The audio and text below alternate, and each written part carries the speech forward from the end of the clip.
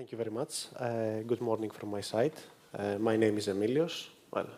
Well, for most of the people, it's difficult to pronounce my last name. That's usual. I have a long name. So today here, I am going to present you a problem that I had currently in my work. And I work as a software engineer for a company which is an open access publisher, which means that we publish research papers in our journals. And I work mainly on the data product. We use Spark, and I found some complications. I tried some stuff, and I wanted to present them to you. So when we have somebody new into Spark, the idea is that we do big data, distributed computing, and so on.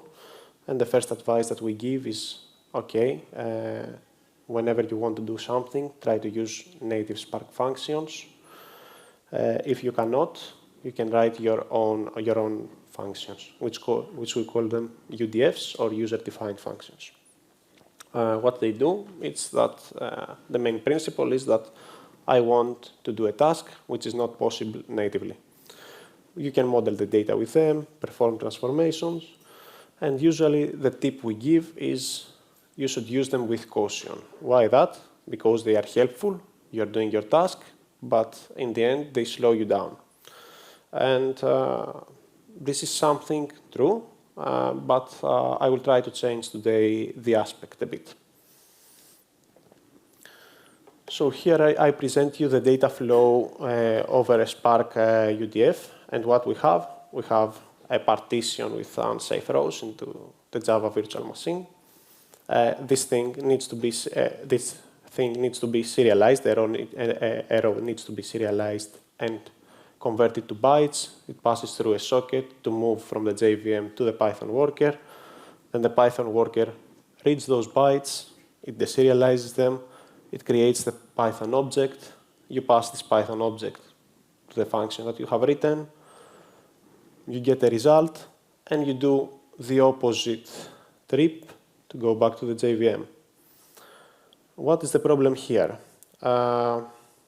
Actually, we have two problems. The first problem is that if you take a look at this graph, or if you listen to me describing it, I say serialize, deserialize, serialize, deserialize.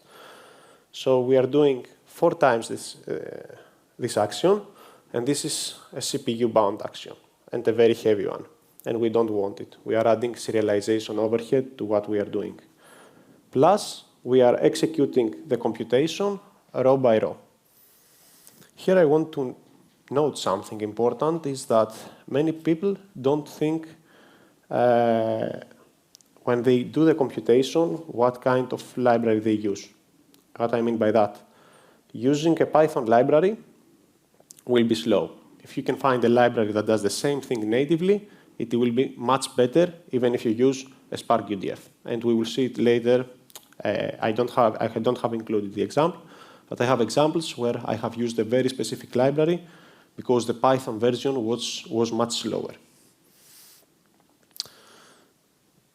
The evolution of UDFs in Spark is that we have what we call Spark UDF, which is the classic one. Everybody starts by this UDF. It was introduced with Spark 0.7. As we said, the serialization is being done by Pickle, and it's row by row. Then we move at some point to Spark 2.3, which is Pandas UDF. Here, things are changing a bit. The serialization becomes Arrow. We are executing by series. The engine is mostly NumPy or C. We continue further with Arrow-optimized UDFs, which is something different of a concept. It's mostly an improvement over the Spark UDFs. And what improvement? The serialization here uses Arrow again, but the execution is row by row. And we come to today, which is Arrow UDFs. It's a completely different aspect because you use Arrow as the serialization, and the execution is vectorized and mostly using C++ kernels. Following, I will continue with the Pandas UDF workflow. Here we have a batch of rows, mostly around 10,000. 10,000 is the default batch record for Spark. And towards the serialization part, the JVM, what it does, it changes the rows to columns. So they can enter the Arrow IPC, and then this Arrow APC converts to bytes. They pass through the socket. When they pass through the socket, they get deserialized, and they become a record batch. And this record batch is converted to Pandas series, so you can pass it through the UDF. You get the result, and you have, again, the round trip back to the JVM. A few notes here. Of course, we have avoided with Arrow the row-by-row serialization, deserialization, but it's not enough. Why it's not enough? We have high memory usage. The conversion from Arrow to Pandas and Pandas to Arrow will give you, you will keep the objects 2 times in memory. So this is high memory usage. And the Pandas data frame from some data frame operations is single-threaded, which is slowing us down. So I talked about a new concept, which I did not introduce, so I will do it now. And this is Apache Arrow. It's an in-memory columnar format. And what it achieves? It solves the copy and convert bottleneck. And what is a copy and convert bottleneck? It's what I previously talked.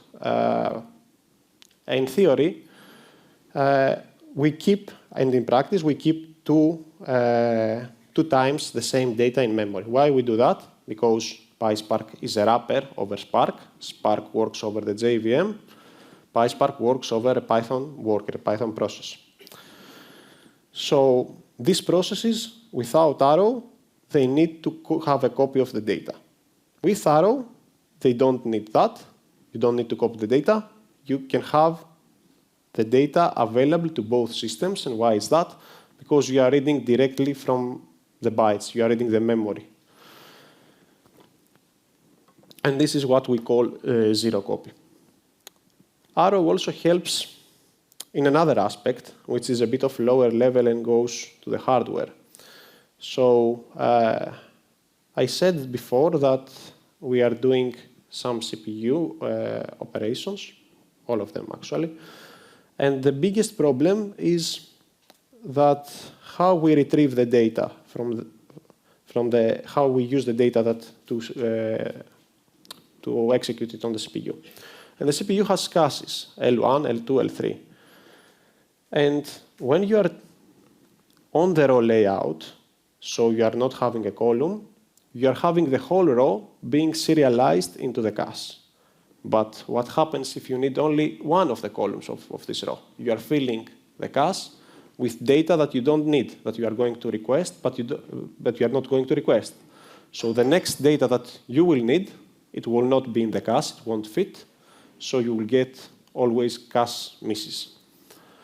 This is changing with a columnar format. Why? Because you are just getting the row, you are applying it continuously in the cache, and you are not having misses. And the hardware prefetcher helps in that, in a sense that it predicts always the code that the data for the code that you will need.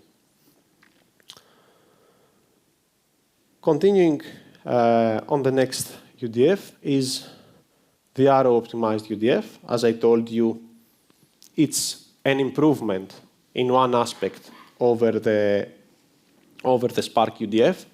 The improvement is that you see that the first part, until the record batch, does the same. Rows to columns, columns to bytes, over the socket, and you get a record batch. But the biggest issue here is unpack.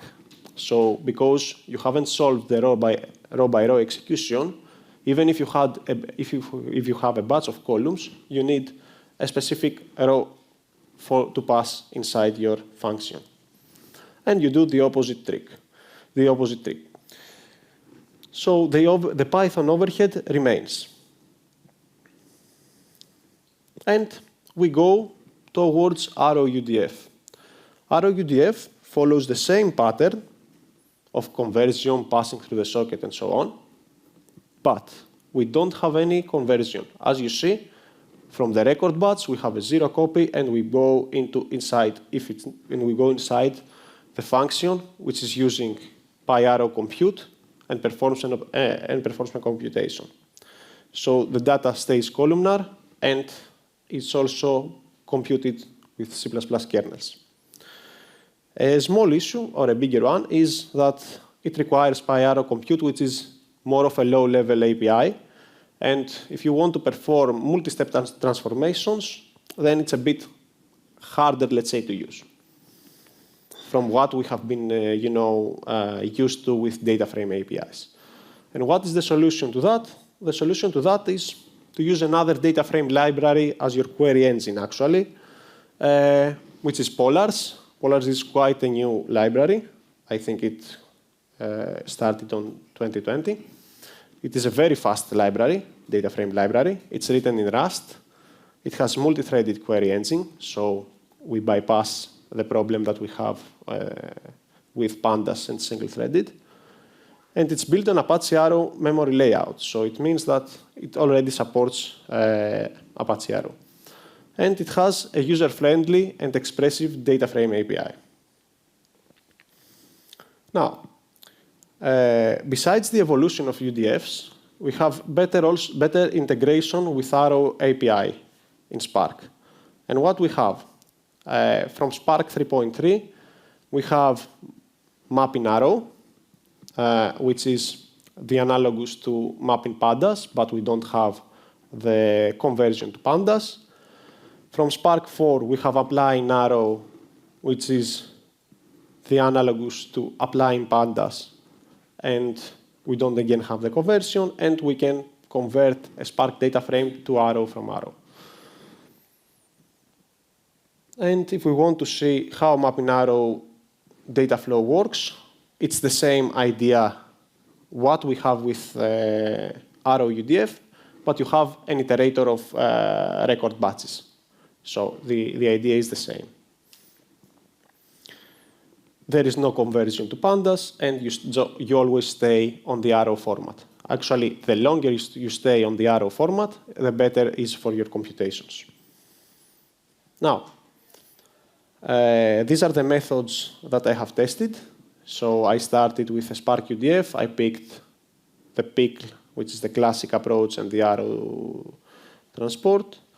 Pandas UDF, Arrow UDF, and mapInArrow. And for Arrow UDF and mapInArrow, I chose two query engines, PyArrow and Polars. These are the tests that I'm going to show you. These are tests actually that existed in my code, and I started fixing them. The history is that I started from HTML cleaning, and at some point I got a call from a colleague telling me that this was really slow. I took a look in the beginning, and it was written in beautiful soup, so it was slow, without using a LXLM parser. Then what I did to improve it is just I used LXLM. I didn't even use even a better libraries, but LXLM is C, it's much faster.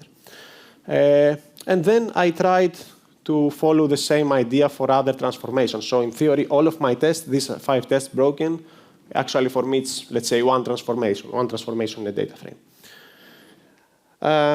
And I will start with the first one. I hope it's readable. I think it is. So I am going to show you for each of the tests the implementation. As you will see, we will go through it, but for more or less, for more of them, the code is the same. So the structure is the same. It's only the execution of the specific test method that we are using. So in this case, we have the classic UDF. I think everybody can recognize. Then we go to the classic UDF with the Arrow transportation. You just see that the change is only just a flag. And we go to Pandas UDF. We have 2 options here, actually. We have, let's say, the vectorized, in quotes, option, which is str normalize, and using Unicode data library, which is a Python library, with the apply. And you call it with column, which is the standard way of calling it. Moving on, you will see, first of all, that we can do the same calling with Arrow UDF, no matter of the implementation. On top, you see the PyArrow implementation. We are reading an array, a PyArray compute array, actually batches of this array, and we are returning an Arrow array. On the second implementation, same idea. We need to do it in polars. Here, you see that for this example, I can read directly the column as polar series, which is Arrow interoperability with polars. And I do the computation, which is the same thing like what I did with Arrow, what I did with the rest of the Unicode data or str normalize, and I save the result to Arrow. And the difference, mapInArrow. mapInArrow gives you a bit of more control, actually. So if you want to call it, you do dataframe.mapInArrow, the function that you want to call, and you need to provide the output schema.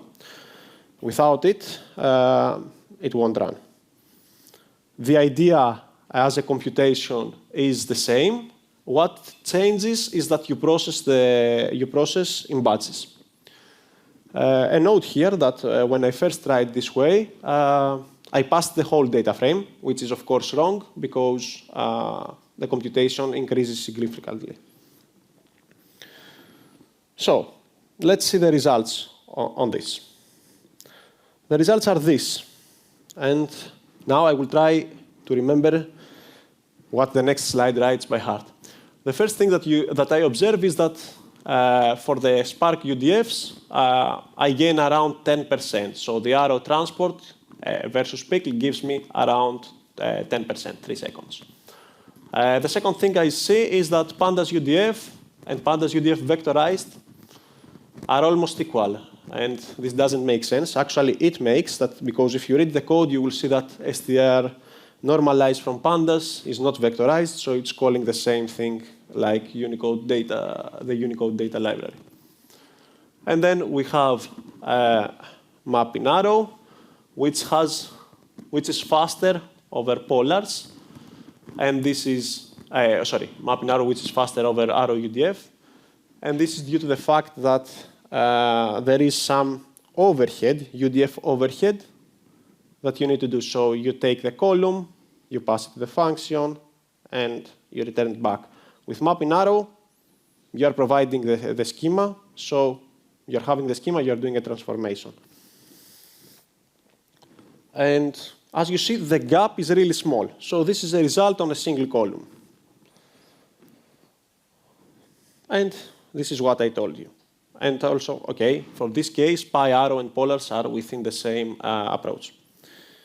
Now, I did the same thing, but this time I passed more columns. I passed four columns. I won't show you the code because it's a for loop and it's the same for this case, but I will go straight to the results. And the results are this. So here the results become more interesting. What I observe, the gap between Spark UDF and Spark UDF Arrow optimized increased, and that's normal. It's something that I expected. Vectorized here wins because we have 4 columns, so the classic approach with dot apply has more overhead. You can see that for mapInArrow, PyArrow and polars have a small gap difference of around 3 seconds. And this is happening because, and this is happening also in Arrow UDF, and this is happening because we have the conversion gap. Although the read is 0 copy, then we have a conversion gap. And that the gap between the fastest approach to the slowest approach increased. So, in this case, I will proceed with the next test, which is a normalization, which I remove also a specific Unicode group. And this is happening like that. So, in the beginning, I keep the same structure. I just added that I don't want this specific category of Unicode characters. You will see here that I don't have vectorize because it uses the RE module, and the RE module of Python doesn't support this kind of operations. Moving to the Arrow UDFs, you see that we added a new line. That's what I mean by low-level API for PyArrow. I mean, it's a bit more difficult and less expressive, at least for me, from what polars provide. For me, what polars provide makes more sense to what I have been used to in Spark. And, of course, the same idea comes to mapInArrow. That nothing changes. We work in batches, and we perform the same computation. And the results are this. So what we see here is that, of course, native code wins. That's the most visible aspect. And wins because it's what I told you before, that besides thinking what transportation you have or what is the Python for loop overhead, you need to think how you write the actual computation. The gap increases a lot, more than the previous case. Still, we have the same amount for Arrow transport, and we expect that the work that needs to be done in the side of Python is more.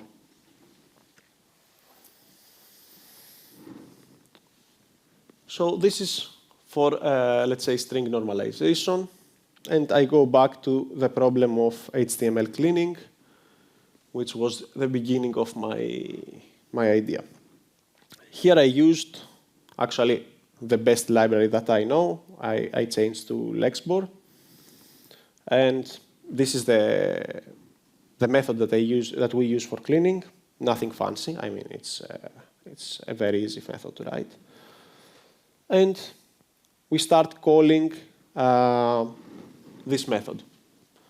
Again, we do it with Spark UDF, Spark with UDF Arrow optimized, and Pandas UDF. We follow the same approach for Arrow UDFs, and the thing here to note is that in this case, there is no native kernel, neither in PyArrow nor in polars. So what we do is that we call the main function that does the transformation, and we convert the column to a list. So inside here, do you believe that that this is going to run fast? I mean, it's still inside the Python loop. And the same idea for mapInArrow, only this time, as always with mapInArrow, we do it with batches. So the benchmarks are this. And the result becomes interesting in a sense that from a first point of view, you see an outlier. We'll see why. And all of them are being quite close. So literally, you could have used anything you wanted of this. Even a Spark UDF wouldn't have any, let's say, disadvantage over the other UDFs or mapInArrow. Why this is happening? This is happening because here, the transport part is much lower over the computational part. Actually, where we spend the time here is mostly on the computation part.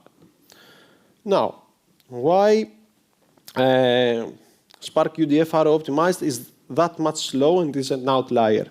This is happening because here we have variable length strings. We are making a batch, and we are trying to pick from this batch. This is simply not efficient in this case. It is efficient, for example, for small strings like names and so on, but for variable length strings that can be very, very long, it's totally inefficient. And you see here, and you see also, that in difference with the previous example, the compute part is heavier. In the normalization part, the transport part was a big aspect because the computational part was lightweight. And I move also to, let's say, string similarity. also here, I tried to use the best library. Actually, I use CY difflib and not the difflib from Python. I think that when I tested the difflib, it was 2 times slower. So by changing only the library, I gained a benefit of 100%. What I do is that, let's say that I want to compare 2 full names. The idea is that I will compare the first with the second, and then the second with the first, and from their scores, I will get the mean of it. How I do that? I take the first name, or the second, I split it, and for the parts that I have split, I do my computation. Sequence matcher works with longest common substring, which is a dynamic programming problem. And this is the heavy part here, that we need somehow to make this part faster. But is it possible to make a dynamic programming problem faster? That's a good question, and we will see. So again, we follow the same approach. In this case, we just pass, let's say, a struct or a zip the names. Nothing really different from the previous case, because we have a function and we call this function. We do the same in PyArrow and polars, and in this case, in polars, we pass a struct, and we map it with the elements. And we do the same also for mapInArrow. Going over the results, what do we expect? I assume we expect something like that. So we have come towards the problem that we have previously. And the problem that we have previously is that I have a heavy computational problem. So no matter what I use, the result is always going to be the same. But there is a but here. And the but is, what got me thinking is, I want to make this faster. Can I do it? And the answer is yes. So I changed a bit the approach. And by changing the approach, I mean the following. Instead of doing the stuff with a for loop and passing it to sequence matcher, I said, if I want this to be vectorized, I will do the following. I will explode all my columns. I will run them. I will do everything that I do in the previous, in the main method. I will run it for one name and for the other 2 times. I will join the results, and I will run the longest common substring. I will join the results, and I will get it back. The good thing of that is that Polars has a plugin, which is called PDS, and has this functionality. And it's actually quite optimized also for space. And now, I can even write this natively, but I can use Arrow UDF. And the results become something like that. So when I go into the vectorized space, I get around 2.2 performance increase. Amazing, eh? For something that does an explode in the group by. I mean, explode in Spark. Well, it's not happening in Spark here. It's happening in Polars. Would be quite computationally costly. So why this is happening? This is happening for 2 reasons. The first reason is that the heavy computational part is the part that it was optimized by running it into native code, in this case Rust, which is using Rayon, parallel threading, and so on and so on. The second part is that how explode by works in Arrow and in polars. And the idea is something like that. Let's say that we have this table. And Arrow works in buffers. And what I mean by buffers, they have a buffer which is offset and a buffer which is data. For integers, you don't have this problem. You have just the values as a buffer. But for strings, let's say, you have the offset, the buffer, offset, and the data. What that means is that the offset points to you from where the string starts and where it ends. And the list, of course, is a nested structure of the same idea. So what is really happening before the explode is the diagram that you see there. You have the two columns, row ID and name. And then for the rest, which is a list, you have the offsets, which are pointing really to the strings which are contiguous in memory. So when you explode, what you do is, in the end, you just allocate some new rows for the other columns. But for the nested structure, you are using, again, the child array that you have. And it's just a reference count. It's not a copy.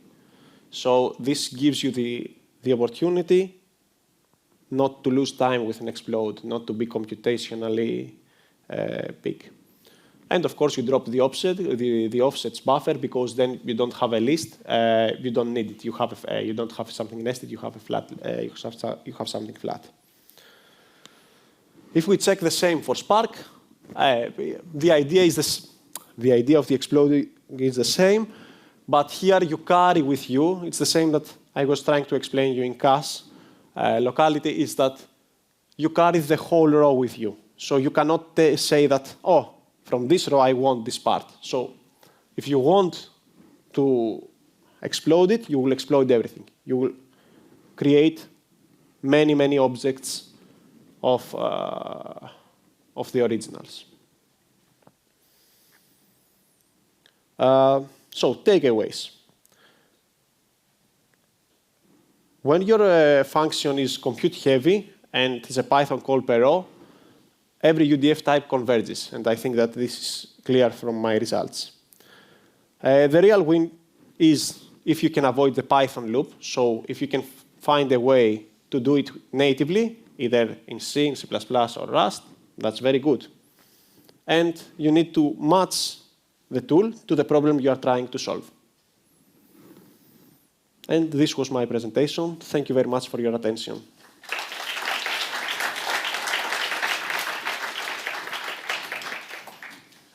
Also from my side, thank you for this amazing talk. Like, we have questions, and people can also still use talks.python.de to ask questions. The first question will be like a very long question with two sub-questions. Like, the first question of the sub-question is, how much this approach bridges the gap between native Spark functions and UDFs? And the second of those, did you try to write a native Spark function as an UDF and compare it with a native Spark function? So for the second, I have not done it to run a Spark native function as a Spark UDF function. But there are presentations from the Apache Spark community that they have done that, and they show real improvements. And for the first one, also, it's something that I have not tested. I'm not sure if he means actually to write specific natively in Java or Scala and do the comparison, but I have not done it also. Okay, I see. It was quite an early question, so it might be would have also been answered by your talk, because you really benchmarked it. It was really nice. So, does it make sense to use parallel Polars execution given the fact that Spark already executes one executor process per physical core? I am not sure I get it. So, should I repeat it? Yes. Does it make sense to use parallel Polars execution given the fact that Spark already executes one executor process per physical core? Okay. It depends. So polars is multi-threaded on a single node. Spark distributes the workload. So, for example, in this case, the benchmarks that I have tested, I have done them in a single node of 8 cores. Okay, I could have done them in almost everything. For the stuff that they are, for the last example, which is native, if I start adding more nodes, of course, I will parallelize more the problem. So I expect even more to drop. But I wanted to keep it stable, the benchmarks, to be accurate. But yes, you can parallelize, but the thing is that Polars parallelizes only in a single node. It's not distributed. For distributed, they have Polars Cloud. So in this case, what you do, you use either mapInArrow or Arrow UDF to distribute the problem to all your worker nodes. Thanks. I think this answers the question. So, like, there's no question left anymore. So I think you will be around here still in the venue the full day. If you have questions arise like later on, just approach him, also connect with him on LinkedIn, and you are always open to answer the questions. Yes. Super. Like this was like the last talk before the lunch break, and now I want to give you a pause and then have a nice lunch break. Thank you.